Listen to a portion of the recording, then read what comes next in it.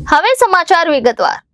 ખાવા પીવાના શોખીન સુરતી લાલાઓને હવે કચ્છની પ્રખ્યાત ખારેક સુરતના આંગણે સ્વાદ માણવા મળશે। સુરત નાયબ બાગાયત નિયામક શ્રી કચેરી અને કચ્છના પ્રાકૃત ફાઉન્ડેશન ફોર ડેવલપમેન્ટ ટ્રસ્ટ ખેડૂત FPO દ્વારા સુરતના આંગણે કચ્છી ખારેકની વેચાણ માટેનું આયોજન કરવામાં આવ્યું છે। કચ્છના ખેડૂતો પ્રથમ વખત સુરતમાં પોતાની આવી અવનવી ખારેક લઈને અંદાજિત 23 દિવસ સુધી વેચાણ કરશે।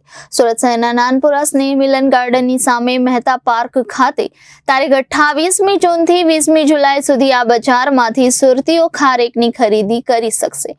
કચ્છના ખેડૂતો સ્વયં પોતાની વિવિધ ખારેકની વેરાયટીનું વેચાણ કરશે। કચ્છી ખારેકને લઈને હાલમાં GIG ટેગ પણ મેળવેલ છે। કચ્છમાં કેટલી સદીથી ખારેકની ખેતી કરવામાં આવી રહી છે। ભારતના કુલ ખારેક ઉત્પાદનના 85% ઉત્પાદન એકલા કચ્છ જિલ્લામાં થાય છે।